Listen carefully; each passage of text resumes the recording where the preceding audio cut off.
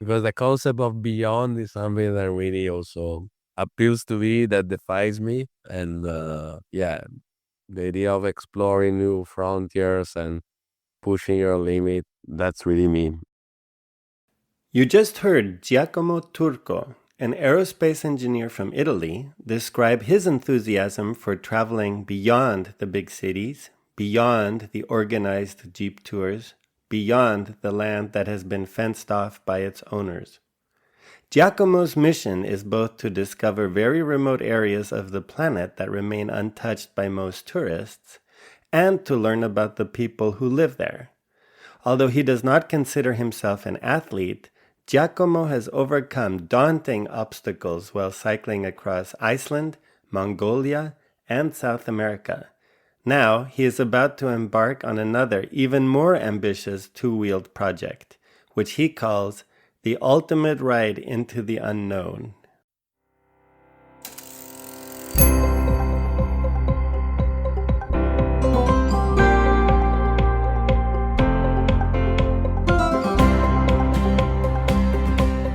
You're listening to The Accidental Bicycle Tourist. In this podcast, you'll meet people from all walks of life and learn about their most memorable bike touring experiences. This is your host, Gabriel Aldaz. Hello, cycle touring enthusiasts. Welcome to another episode of The Accidental Bicycle Tourist. For those of you who listened carefully to the episode titled Salt Flat Tires, a bikepacking roller coaster ride, you may recall that guest Melanie Shout mentioned an Italian bikepacker whom she and her friend Louise met, not once, but twice, during their South American adventures. The Italian bikepacker's name was Giacomo, and shortly after the episode dropped, I was contacted by someone with that name. And not just any Giacomo, but the Giacomo, who's got plenty of his own bikepacking adventures to share on today's episode. Giacomo Turco, thank you so much for being a guest on the Accidental Bicycle Tourist podcast. Thank you so much for having me. Really happy to be here. Thank you. It's always fun to see things from a different perspective, so we're going to kick off this episode by doing just that. Can you recall the moment when you met Melanie and Louise? Where were you? What were you doing? Yeah, basically, I mean, it was kind of planned roughly because I was still in Argentina. I was in San Martin de los Andes, and Melanie and Louise were like just across the border in Chile, and they were just like taking some rest close to Curarehue. Yeah, basically they said, yeah, if our paths are going to cross, it would be nice to spend some time together. And so I just said, okay, why not? And I just crossed into Chile. And yeah, from there we started cycling all together. I'm a little confused though. You seem to have met virtually. Yes, we met on Instagram basically. Ah, I was following Melanie, and then yeah, we're just following each other, and then we just realized that we were like pretty close. So we just said, okay, let's just meet physically. all right, I see. You're a new generation now. Yeah, yeah. When I bike tour, I don't meet people first on Instagram. Basically, I'm sitting around somewhere and somebody shows up. That's how I meet other bike packers. I'm also more, let's say, on this side, I have to say. This is one of the really few times in my life that this happened to me. Okay. But yeah, I also understand your point of view. Yeah, but hey, that's the modern way to do it. Some people even have trackers on that show their location on the planet at all times. You're right. Okay, and so you decided to meet up. Yes, a lot of things happen because in those days, actually, I crashed because my brakes were not working. So I was really happy to be around Luis and Melanie, and I had a really good time with them since the very beginnings. You said that your brakes had failed. That was before you met up? No, it was right after because we started cycling all together. Then Louise was going a bit faster, so she just like went all the way. So I remained with Melanie, and we had to go down to arrive to Maripeuco. And basically what happened is that apparently my brakes were not like attached well. Yeah, so basically the disc was touching only the tip of the brake pads. Yeah, with the friction, only the first part of the brake pads was actually used to brake. Mm-hmm. So I found myself basically going with it almost 40, 50 kilometers per hour with the brakes that were not working. And the problem is that my bike is very heavy. I mean, it was very heavy. And with only the front brake, I was not able to stop the bike. So, I mean, it was really a moment of true fear. It was one of the moments in my life in which I felt the biggest fear because you really realize that you cannot stop the bike.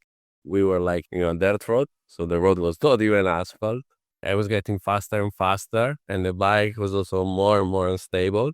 I was hoping to find like a way to kind of stop the bike somehow, maybe with a uphill. There was no uphill to save myself. So at some point, there was just basically a cliff.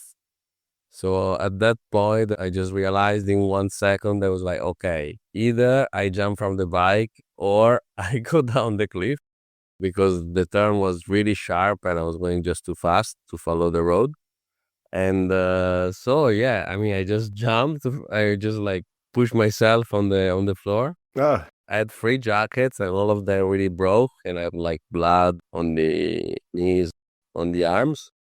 The impact gave me a strong vibration to the neck, but I was really lucky because I didn't break anything. That was amazing for me to have Melanie there and later also Louise. I really love traveling by myself, but when like bad things happen and you have like people that really care about you, it's really like a different deal. And yeah, then I mean, we found somebody that gave us a lift back down to the town. And then I went to the hospital. And in the end, I mean, we stayed there like 2, 3 days in the small town. I was really lucky because could have been probably the end of my journey. definitely. Yeah, it was less than 3 months from the start. I really feel like a lucky situation in the end. I was so scared. Yeah, if it was going to happen, then I think you picked a good time to have this terrible event happen. Yeah, maybe. Whew. Melanie said she could relate to the term accidental bicycle tourist, and she thought that you might also relate to it. I hope she didn't mean because you tended to get into accidents. I hope it was just because you started bike packing by chance, she said. So, can you tell a little bit more about that? Yeah, so basically my first bike tour was in 2021. I basically finished all my studies and I wanted to go for a big adventure. And it was still like the COVID time, so most of the destinations were not really possible. So I kind of had to think well about what to do. I realized that actually I could go to Iceland because also without the vaccine, you could do like a quarantine of 5 days and then you were free to go. I actually never thought about really traveling by bike. I just knew that I enjoyed cycling in general because I grew up in a small town close to Verona in Italy. Yeah, in Valpolicella, exactly. Is an area that is really famous for the production of wine. Mm-hmm. The bike for me was always something that gave me freedom to go where I want, to meet my friends. But I never really thought about, okay, I can really travel with the bike. And when I was in Japan, because I did my master thesis in Japan, in Tokyo, I was talking with my supervisor and he was saying, yeah, sometimes I go traveling by bike. I really enjoy it like this. This was something that was started kind of spinning in my mind. And I said, oh, the bike seems like a cool way to travel. So I decided, okay, I will try with the bike. I will try in Iceland. But then all the things that lied in between the two things were like a big mess. yeah, I don't know. I spent like basically 3 months just like doing research about the gear, about what to bring, the route. But I mean, at the beginning, when you start, you are so lost. And also, I think you really believe that you need to be good to kind of do it somehow. And I think it's also good in the end to kind of do your best. When I started the journey, I made a lot of really bad decisions. For example, in Iceland, I didn't have a proper rainproof jacket. Oh, This was really a big mistake. that's not good in Iceland. It rains. Yeah, let's say I made a lot of mistakes. I mean, in the end, I paid for this. I think that's how you learn, probably. Yeah, it was like 50 days in Iceland. I also crossed the interior of Iceland. So, I mean, I also did with a bike that was not suitable for this, but I had luck. I went through. When I came back from Iceland, I was like, wow, I really like this. And was such an intense holiday that I really realized that I really wanted to add more. So, Iceland, a 50-day journey. That was your first expedition into the unknown. You didn't do a 5-day tour around Verona or something. You just went for it. Yeah. That says a lot about what you're interested in. Yeah, at the beginning, the idea honestly was to cycle around Italy. That would have been a really different experience. But this is also like I don't know, it's an aspect that in this journey that I did in South America exploded. That is really that I really get excited about things that are really difficult and extreme, and that I don't know if I will be able to, yeah, to handle them. And this is really something that really boosts something inside me and gives me a lot of motivation to be prepared to do my best in general. But yeah, I think already this says a lot about me. Yeah. Yeah. Just for the background, what did you study in university? I'm a space engineer, so I study aerospace engineering. So I did my 3 years in Milan of the bachelor, and then I did my master in Sweden, in Stockholm. And then I did my thesis in Japan at the Japanese Space Agency. Oh, nice. I studied mechanical engineering. I actually started off as aerospace, but my advisor told me there are a lot more jobs in mechanical engineering than aerospace engineering. Yeah, that's right, for sure. Yeah. I said, okay. And I switched. I guess there was something about you that you had to break away from just the usual track that, okay, you did your bachelor's, you did your master's, now you get a job. You wanted to break out of that cycle, I guess, or maybe at least have a pause in it to do some explorations. That's right. The thing is that after Iceland, I started to work and I really liked the job. I really liked the company I was working for. Everything was really nice. I mean, the company was young. I was having a lot of flexibility. But at the same time, I don't know, every day when I was looking out of the window and I was imagining all the amazing things that were happening on the planet, and I was just thinking, okay, but yeah, here in front of the laptop the whole day for 5 days a week. I don't know. I just couldn't live with this. Yeah, and I always wanted to do a big trip, see the world, and know the cultures. I really needed to get to a certain age to understand what I wanted and also have the courage maybe to do what you really feel. Because before you're kind of in the big pattern, like, okay, you have to study, you have to get a job, blah, blah. But then you reach a point in which, yeah, you're like, okay, if I really want to do it, or I do it now, or I don't do it. You can do what you feel. But for me, it was like, okay, this is the moment. Mm-hmm. And so it sounds like as soon as you returned from Iceland, you were already starting to dream about your next adventure. And where was that? Yeah, the second trip I did was in Mongolia. Of course. Another long shot. Or you go big or you go home. That's my mind. Very good. And that also was like another big leap of like, okay, I'm not prepared for this because I had experience in Iceland, but still Iceland is a Western country with like everything you can find inside. You can find bike shop, you can find components, you can find food. While I mean Mongolia was like another level. Okay, you will not find a gas cartridge, you will just find the gasoline and that's it. When you cross the step, I mean, you have no signal, so you have to be ready for this. You have to bring all your spare parts. From this point of view, was also pretty challenging, and I just basically booked the flight in April, and I was flying in July, so I was like, oh shit. Where am I? I'm on my way to Mongolia. Yeah, I mean, it was like, okay, not going out anymore, just staying at home every weekend because I really had to improve. And as far as route planning in Mongolia, obviously you landed in the capital, Ulaanbaatar. And then did you know where you were going, or did you just, it sounds like you may have just started writing in a random direction. Tell me how you did it.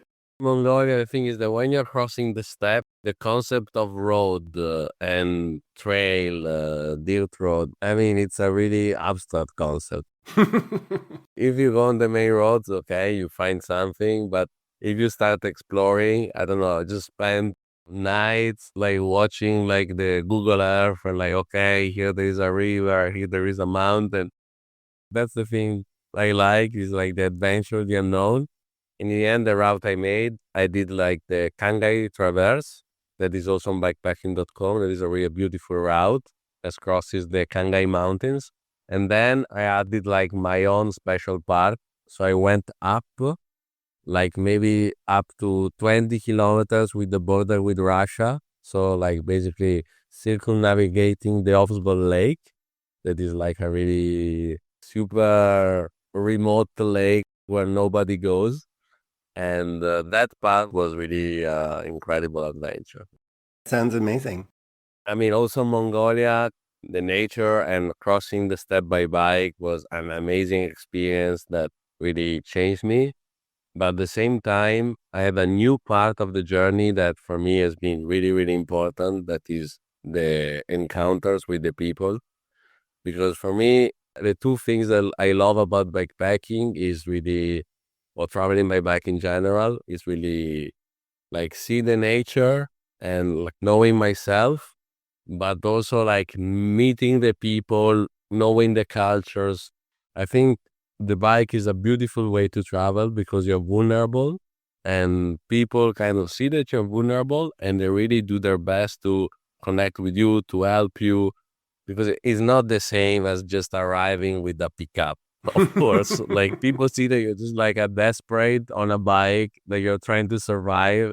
So I mean, in Mongolia, I was hosted many times inside the gers that are the typical tents of Mongolia, and the Mongolian hospitality is incredible, and you really see like people that live in a very very simple way, and they would give you everything they have to you. I mean, in the end, you're just a rich Western person. What's one of your favorite anecdotes about people that you met in Mongolia? It sounds like you had a very positive experience there. People go around either by horse or with a motorbike. And when they see you on a bike, they just don't understand what's happening.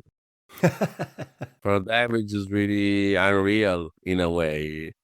They just cannot understand why a person would just go around with a bike because they're like, okay, you can go with a horse, with a motorbike. And they're really excited about seeing you. Everybody wants to take a picture with you.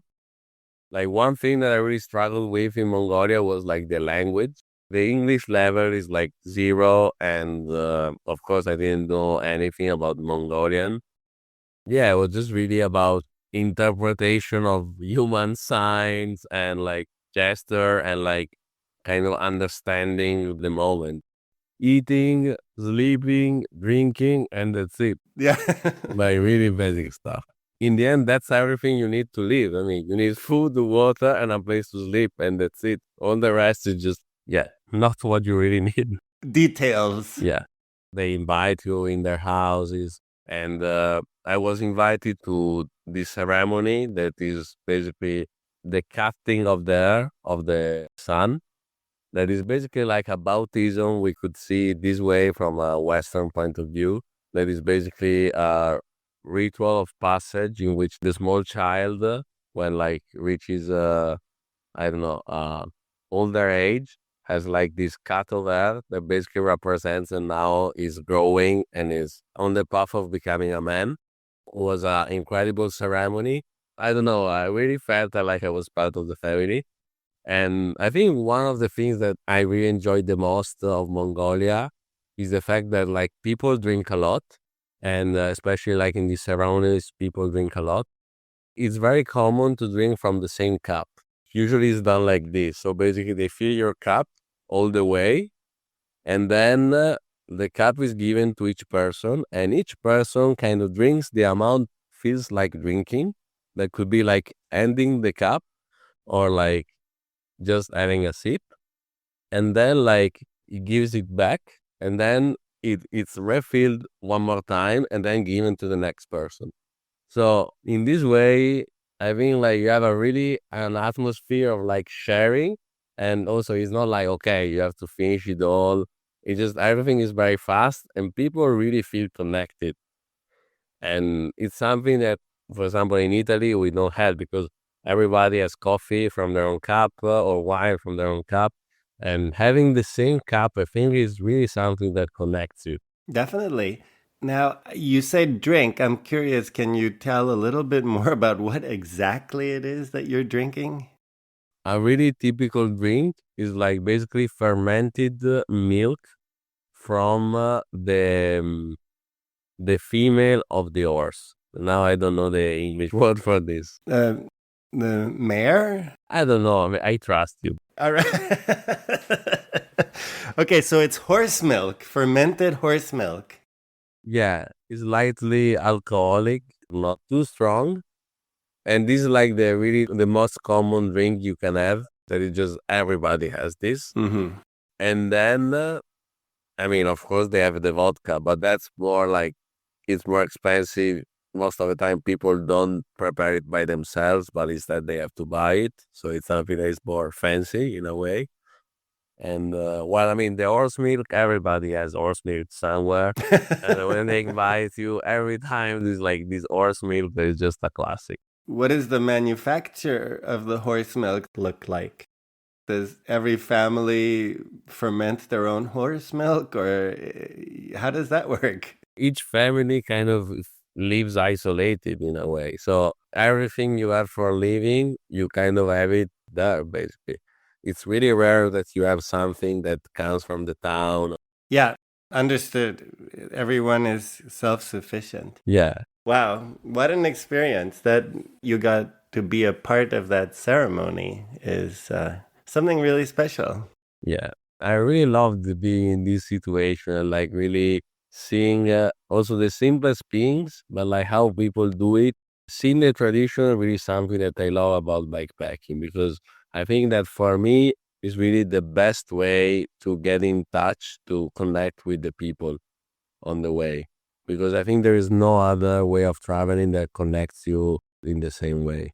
On the episode with Melanie, we talked about how she had some mechanical issues and had to get them solved in a small village that had only very basic tools. Did you have any mechanical issues? And if so, how did you go about getting them repaired? Yeah, I remember listening the podcast about when you were talking about the ghetto tubeless. I really love that one. The ghetto tubeless now, it's always in my mind. Yeah, I love that too. That was a good line that Melanie had. You are talking about Mongolia or in general in South America? We haven't gotten to South America yet. In Mongolia, you could be really in the middle of nowhere. And I was just curious if your bike held up. Your bike is loaded, the roads they're not really roads at all. Honestly, I was really worried about this. Yeah, I would be too. I was bringing a lot of spare parts. I was bringing also like a spare disc, a spare brake, a spare caliper, the cables for the brake, the cables for the shifter. Then, I mean, if I think about it now, I mean, it was a bit exaggerated. In total, it was like 25 days, so it was not so long. And I mean, I checked the bike really well before going for it. I was lucky nothing happened. In some situation, if something happened, I don't know how I would have gotten out of that. I think that like to do some adventures by bike, you can prepare it as much as you want, but at some point you have to kind of say, okay, I'm just going for it. Because if you start really thinking about all the things that could go wrong, and things can go wrong, I mean, you just don't do anything. Right, right. I think there's a balance between being paralyzed and not doing anything versus not being prepared at all. It seems silly now that you had all of those spare parts, but believe me, you would have felt really good about having that extra gear if you had a cable snap or something like that and had to replace it. You never know what's going to happen, but I'm glad to hear that you made it without major troubles. For me, it was really an amazing journey. And was that in 2022? So 2023. I already decided I wanted to go for the big adventure like in South America. So I was like, yeah, maybe I should just save up for that and blah blah. But then I was like, okay, I have these holidays. I really want to go to Mongolia, so let's just go for it. And it would be really like also test and to understand better how could be a remote bikepacking journey. And I was really happy I did it, honestly. You already had the dream to go to South America, but you hadn't quit your job, so you had a holiday and you went to Mongolia. But as we know, you did end up in South America, so you did have to quit your job, right? Yeah, I mean, that part that was like basically a few months before the departure really felt unreal. I only said what I was going to do to my family basically 1 year before. My parents were kind of shocked. I mean, I think my mother didn't sleep for like 5 days. They kind of understood later that this was really something that made me happy. Few months before the departure, I was saying to my friends, yeah, I'm just going for this bike journey like this, and I'm just leaving my job. And people are like, oh, you're crazy. I mean, you will lose your job, they will kill you, they will rob you. And I was like, okay. Okay. Leaving the job was really unreal. And when I started this project, the idea was really to go from Patagonia to Alaska. So to have like a 2 years bike journey. But in the end, my priorities kind of changed on the journey. Gabriel, I didn't tell you, but I'm staying in Italy until the end of April because there is a new project that is starting. We can maybe talk about this later.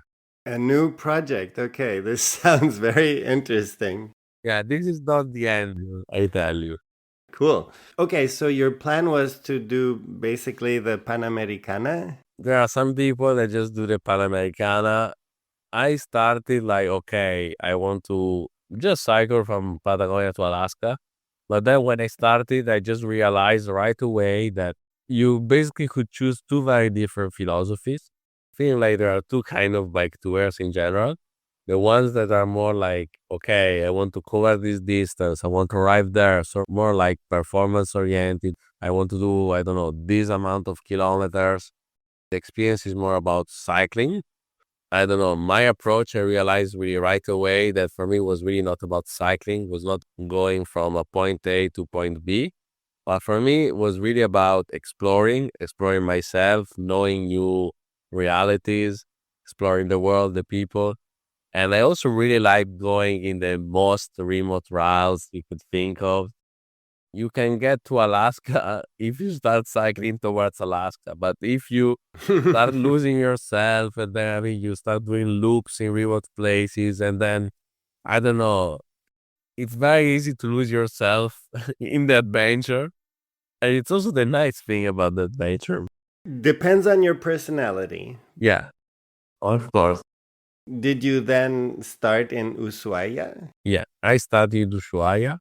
The beginning was really hardcore because I was really fighting with the wind. The wind was killing me, especially in Tierra del Fuego. There were like days that I couldn't even not push the bike, not even stand with the bike because the wind was, I don't know, I cannot really imagine a wind like this in any other part of the planet. I mean, that wind is something that is really absolutely insane.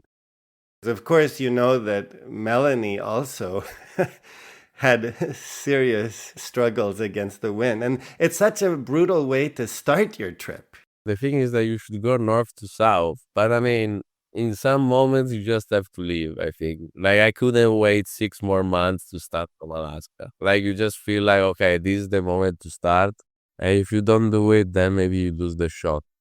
That's also the thing. Now, I'm pulling the parallels with Melanie's trip. Did you also do the Carretera Austral? No, actually, because that's also really something about me that for me, I had a couple of days on the Carretera Austral, and the feeling I got is really something like, yeah, it's basically what I don't like because was everything was asphalt, everything felt really touristic. There were a lot of people everywhere, and prices were really high. And it just for me, bikepacking is exactly the opposite. Also, if you think about Mongolia, for example, for me, bikepacking is really about going remote routes, not finding anybody. It's just like about adventure, especially. And I don't know, I just really felt that was not for me. So I just like switched to Argentina and like stayed more on that side that is much more, yeah, it's much wilder Argentina. So, Argentina has the Ruta 40, the Route 40, but that's also paved. I crossed Argentina and Chile a few times, but always kind of say, okay, what is the route that excites me? When I was getting out of Carretera Austral, I was based in Chile and I was going to the border with Argentina. And I basically did this route that basically is a trekking. So I was like pushing the bike for 3 days and a half. And I was crossing like the river that was really high like this.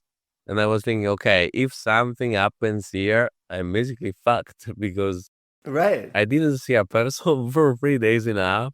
It was just not fun. I mean, that's the thing about me that I just get always in this situation that are really not fun, or at least maybe type 2 fun. I would just point out that you say, well, there are a lot of people on the Carretera Austral, and that's correct, but that's because it's kind of like the only, or the Ruta 40 on the Argentinian side. These are really kind of the only ways to get north to south because there's a lot of mountains and vegetation and completely remote areas. But you went through some of these, it sounds like, Yeah. pushing your bike along. Yeah. I mean, in the end, I feel that like maybe half of the time in the journey, I push my bike.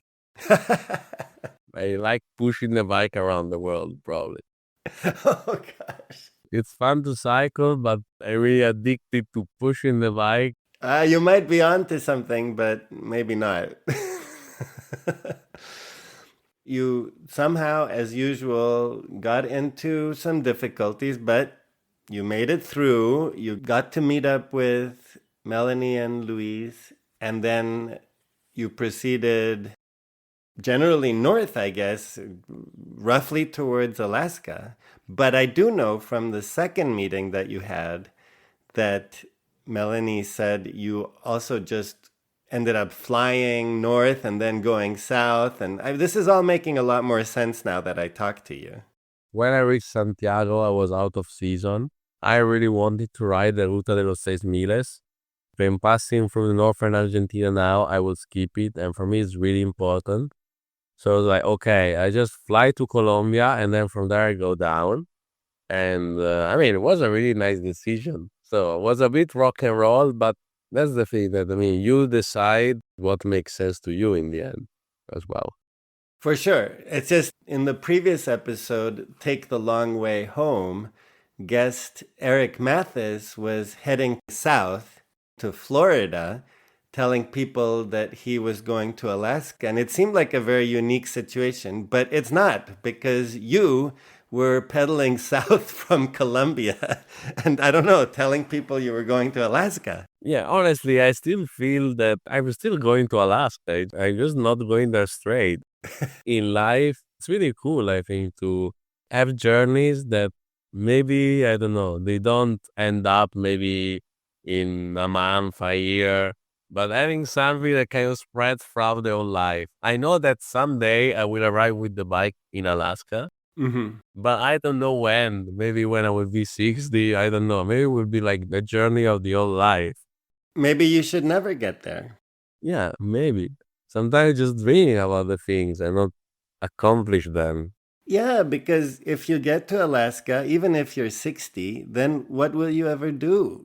You'll say, well, there's nothing more to do. I got to Alaska. So if you just always keep going towards it, you may never stop. And in the end, I can always say I'm going to Alaska, also if I'm going opposite direction. Yeah. Absolutely. So you headed south.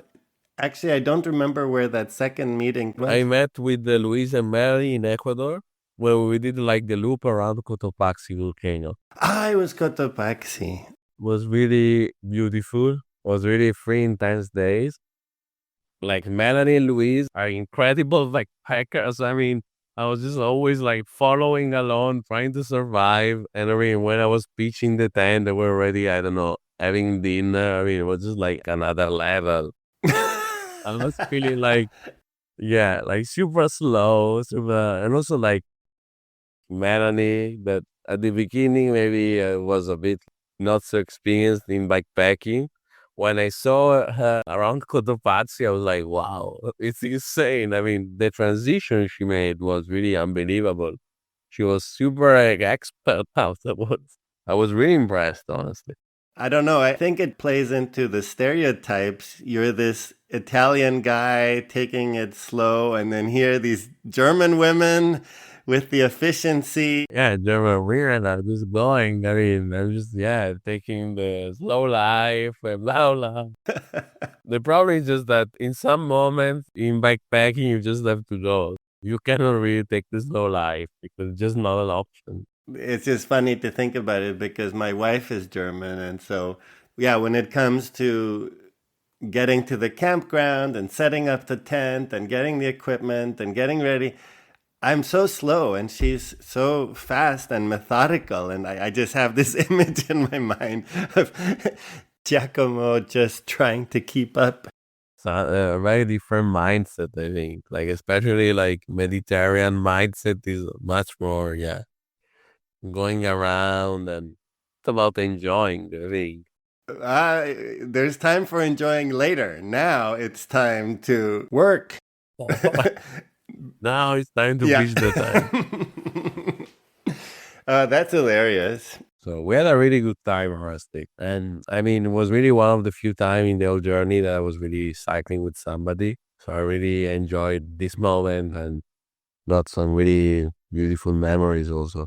They were finishing up their tour around that time. And did you continue going south into Peru? Yes. When I was in Peru, I kind of got a problem with my stomach.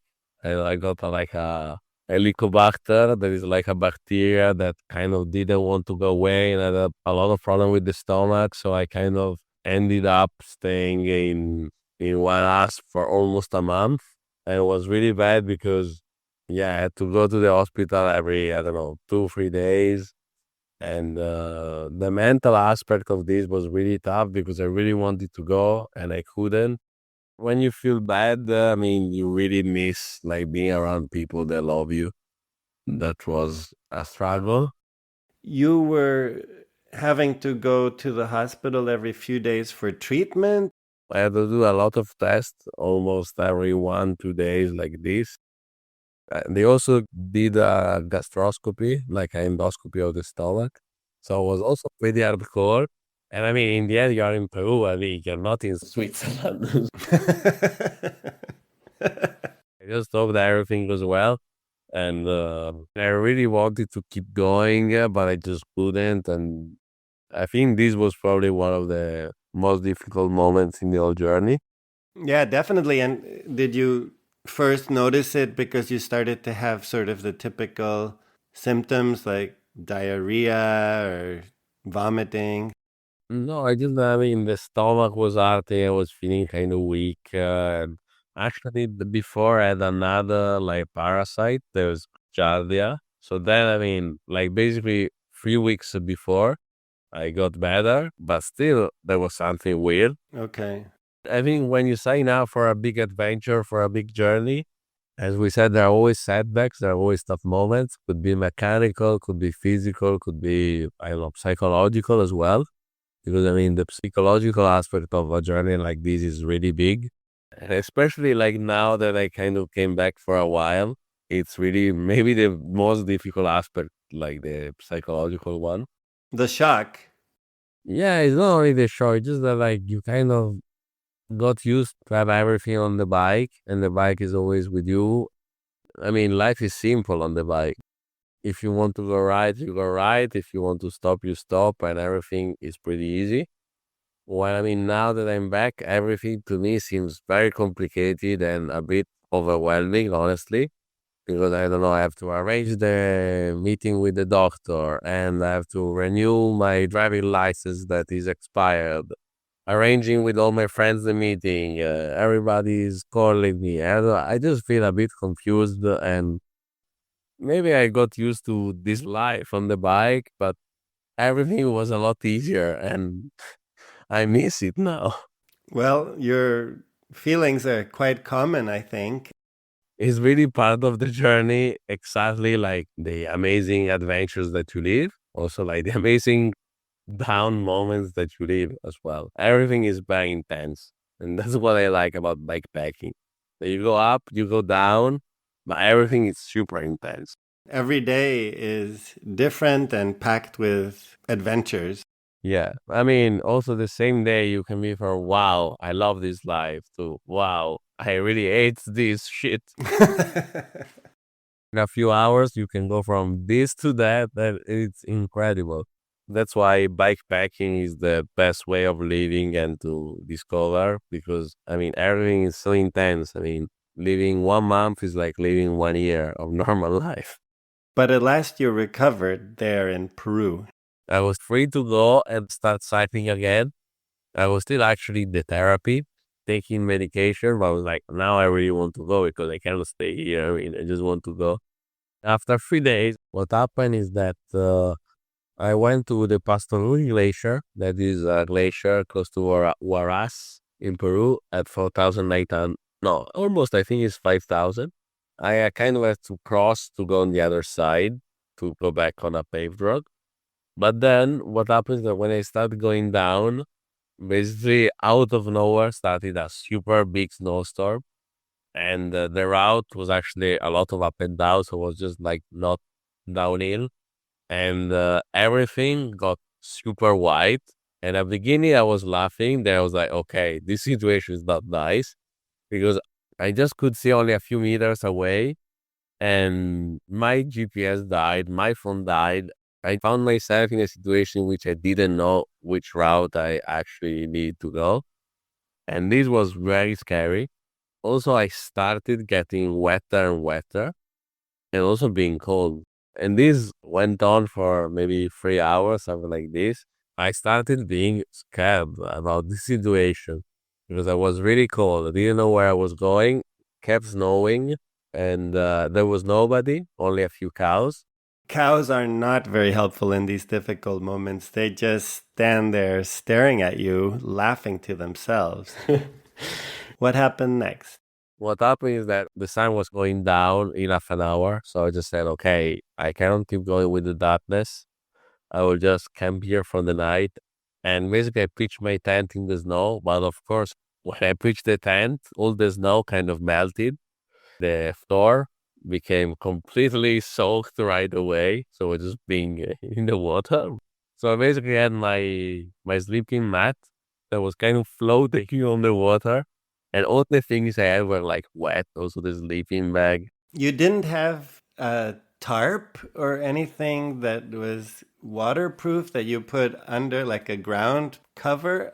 I had like a ground sheet, but the thing is that there was such an amount of water. It's like basically, I don't know, if you are pitching your tent in a very shallow lake. Because it was a lot of water. Wow. So you had a waterbed. And it kept snowing and snowing. And just to pitch the tent was very difficult because my hands were like super cold. But somehow I made it. And then I was like in this, sleeping mat that was floating. And then I was just like there with my sleeping bag, super cold with all the clothes I had.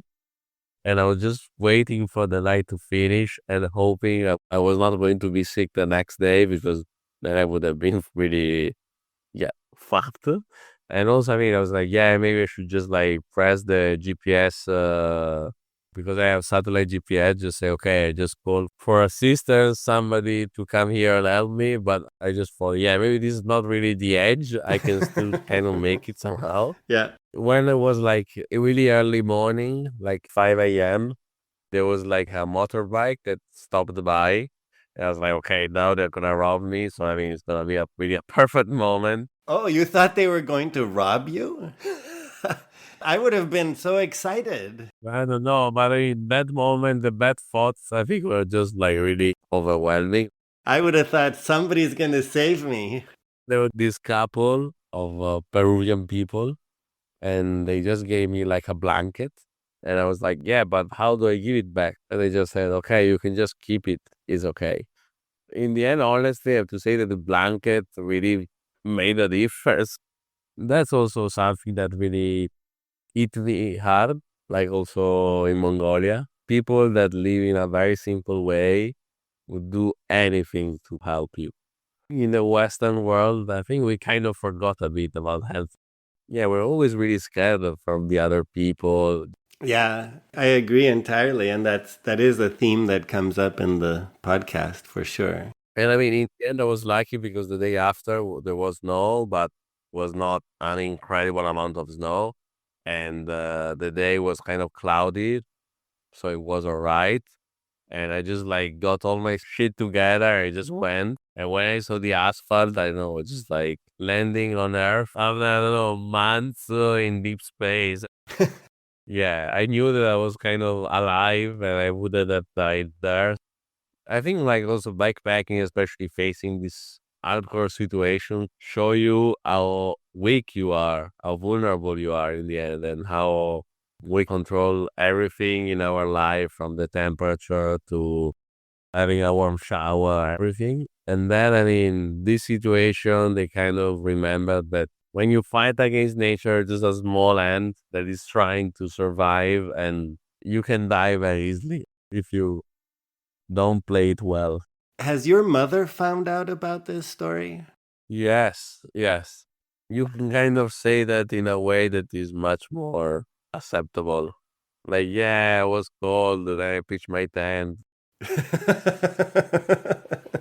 Like, no, I was in a snowstorm at 5,000 meters and I was soaked. And I was really scared I wouldn't make it to the next day.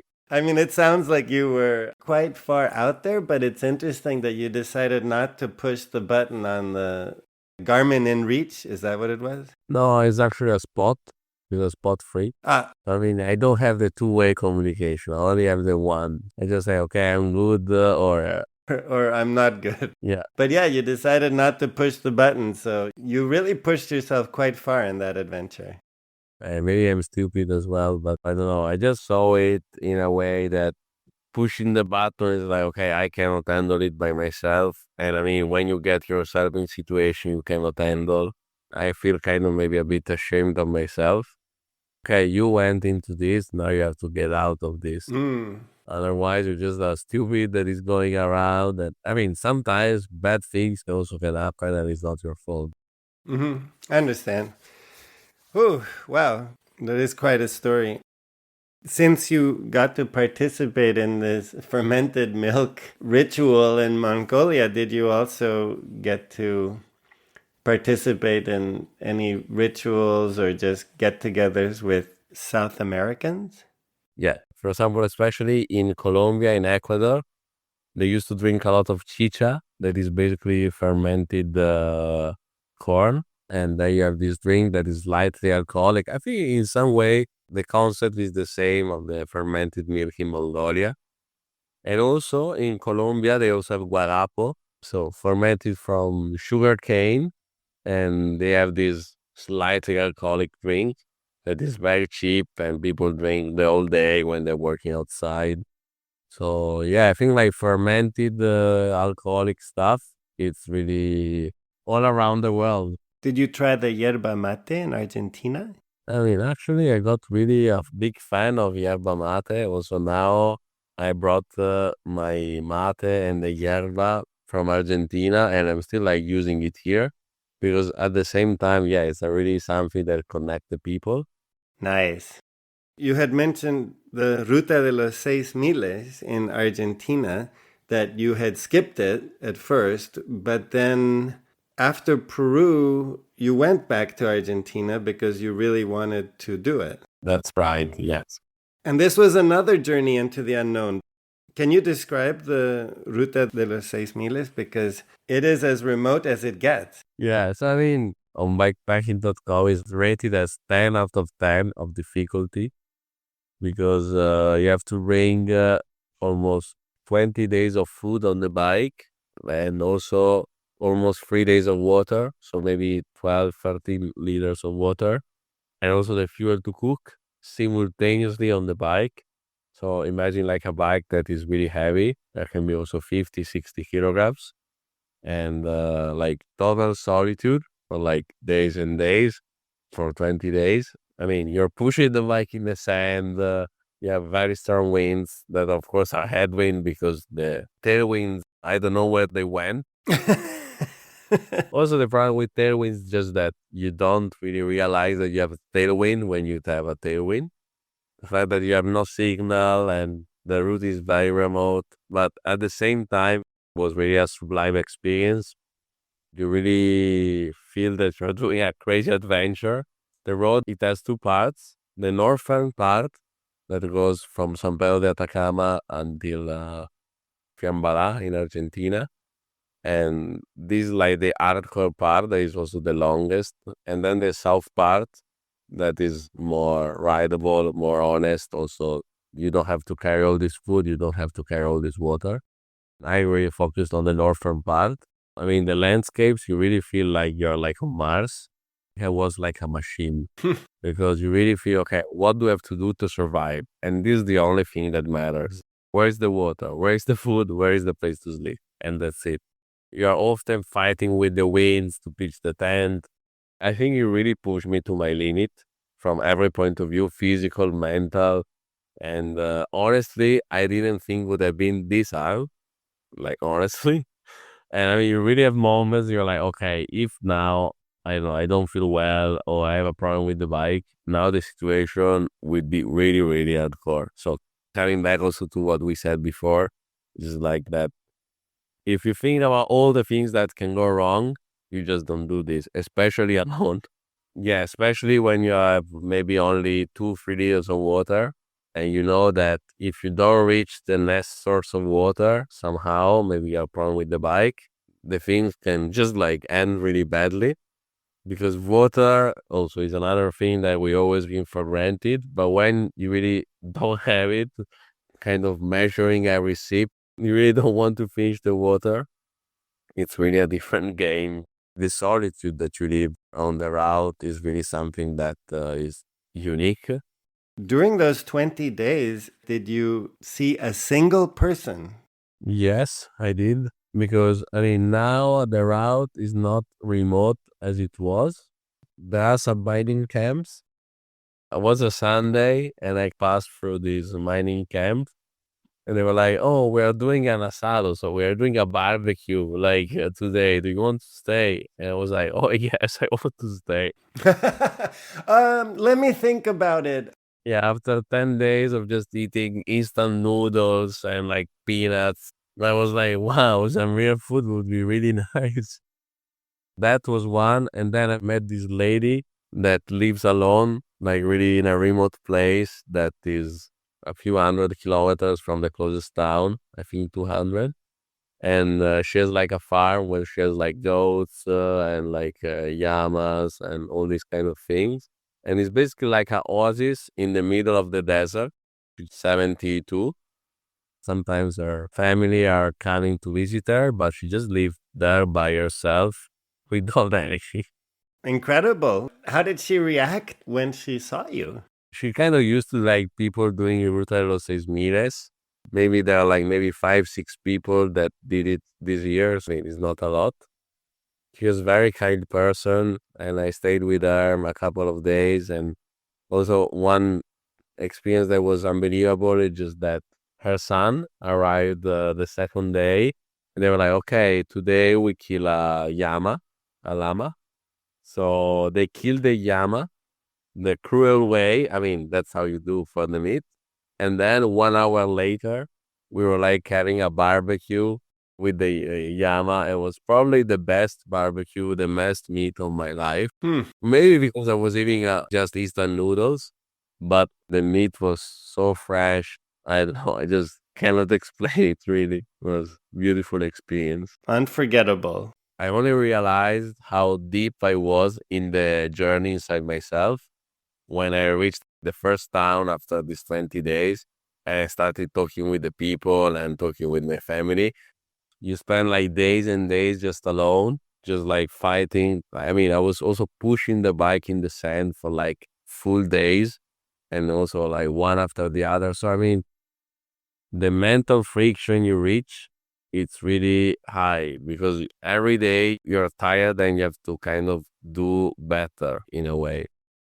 Now, actually, I'm working on a documentary about this because for me it was a really big experience. So let's stay tuned about this because I'm really happy to share also what I lived. Yeah, it sounds amazing.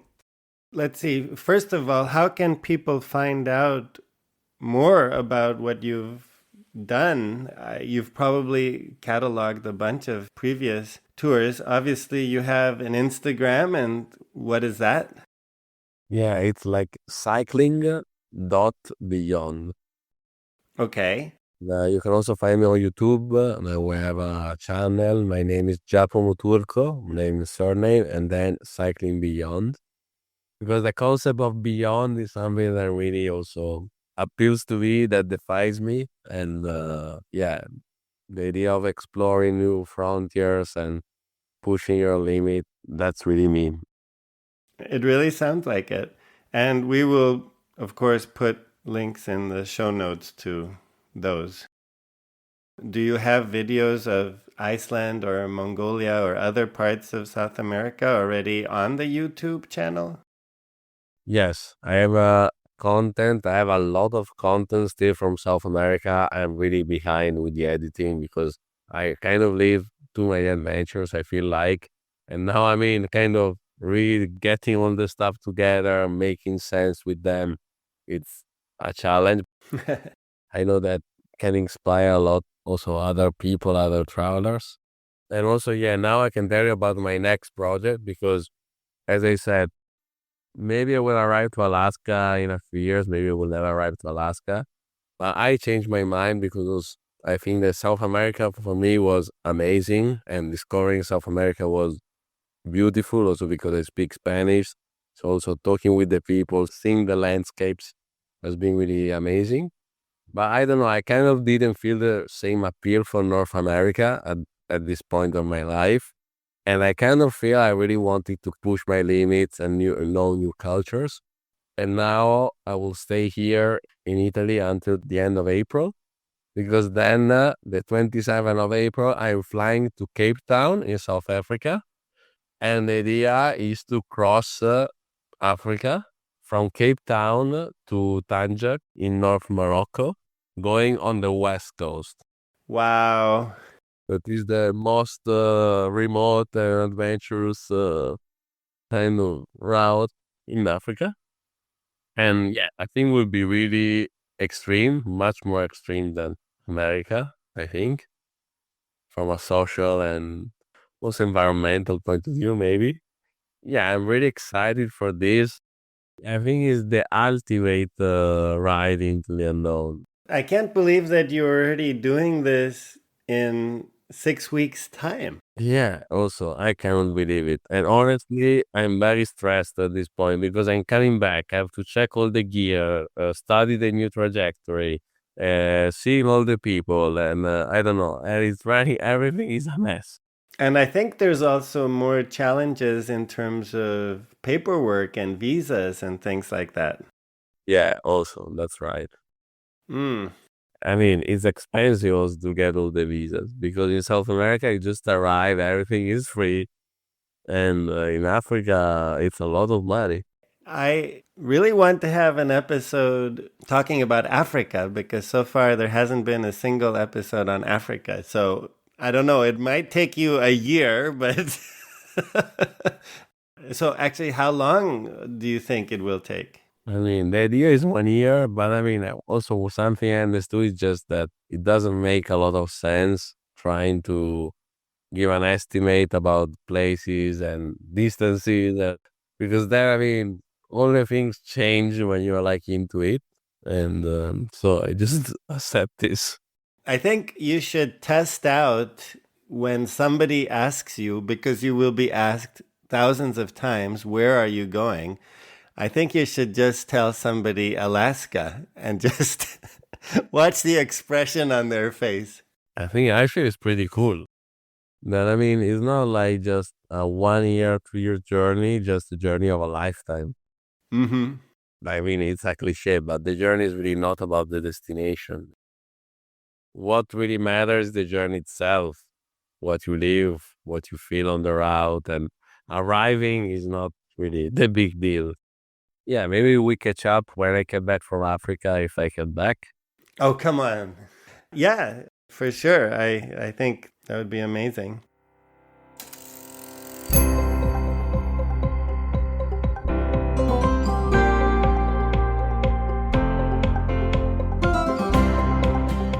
The transcript for this episode is available on the Accidental Bicycle Tourist website. I welcome feedback and suggestions for this and other episodes. You'll find a link to all contact information in the show notes. If you would like to rate or review the show, you can do that on your favorite podcast platform. You can also follow the podcast on Instagram. Thank you to Anna Lindenmeyer for the cover artwork and to Timothy Shurtell for the original music. This podcast would not be possible without continuous support from my wife, Sandra. And thank you so much for listening. I hope the episode will inspire you to get out and see where the road leads you. So we definitely don't want her listening to the podcast. My mother. Do you want to interview my mother?